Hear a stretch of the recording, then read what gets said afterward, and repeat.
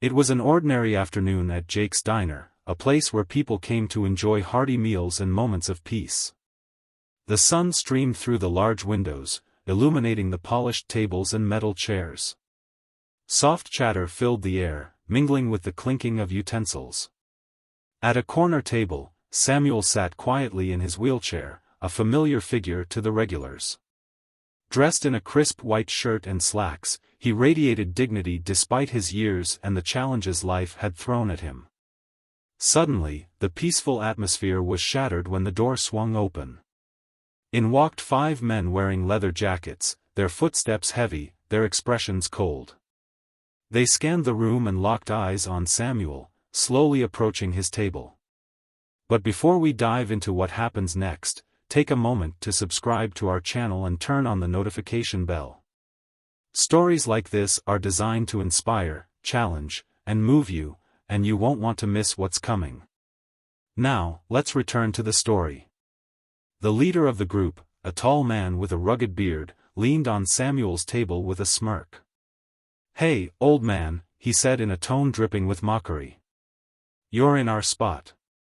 Samuel looked up calmly. "I didn't see your name on it," he replied, his voice steady. A ripple of quiet gasps passed through the diner. Samuel's response was bold but not confrontational, though it was enough to spark irritation in the group. "You've got some nerve," the leader said, pulling out a chair and sitting down across from Samuel. The others stood around him, their imposing figures casting long shadows. "Here's how this works. We sit here. You don't." Samuel met his gaze without flinching. "This is a free country, isn't it?" The leader chuckled darkly, but his patience was thinning.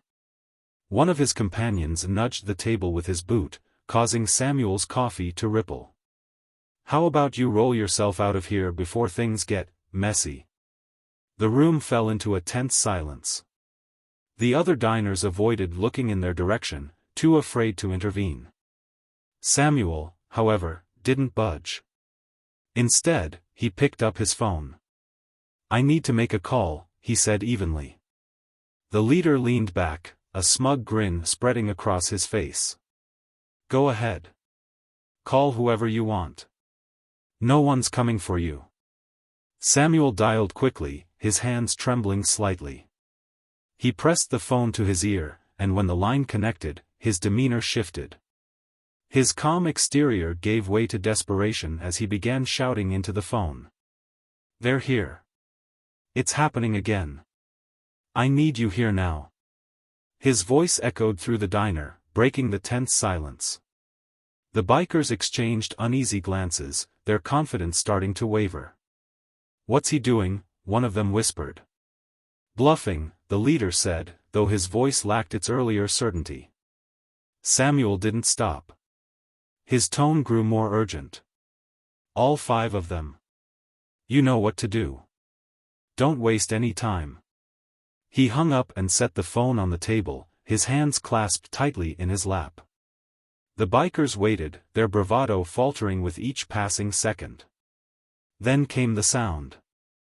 At first, it was faint, a distant rumble that quickly grew louder. The unmistakable roar of multiple motorcycles filled the air, vibrating through the walls of the diner. Everyone turned toward the windows as a line of bikes pulled into the parking lot. The door swung open, and in walked a group of men wearing matching jackets. These weren't just any bikers, they were members of the town's veteran motorcycle club, men known for their loyalty and their zero-tolerance stance on injustice. The leader of the club, Mike, was the first to step inside. He was a commanding figure, his presence alone enough to make the troublemakers shift uncomfortably. He locked eyes with Samuel and gave a small nod. "You called, Sam?" Samuel nodded back. "They thought they could push me around." Mike turned his attention to the group of bikers. "Is that right?" he asked, his voice calm but firm. The leader of the troublemakers stood, his tough facade cracking. "We didn't mean any harm," he stammered. Mike raised an eyebrow. "Funny. It sure looks like you did." The veteran bikers began stepping forward, their sheer number and quiet confidence overwhelming the troublemakers. One by one, the aggressors backed away, mumbling excuses as they retreated toward the door. As they left, the diners burst into applause. The tension in the room melted away, replaced by a sense of relief and admiration. Mike clapped a hand on Samuel's shoulder. "Don't hesitate to call again if you need us." Samuel smiled. "Thanks, Mike. I owe you." Mike shook his head. "No, you don't. This town's a better place because of you. We've always got your back." The bikers left, their motorcycles roaring to life as they disappeared down the road. Samuel turned back to his table, his hands steady as he lifted his coffee cup. He took a long sip, savoring the moment. This story isn't just about standing up to bullies, it's about the strength of community and the power of loyalty. Sometimes, even the smallest call for help can bring the right people to your side.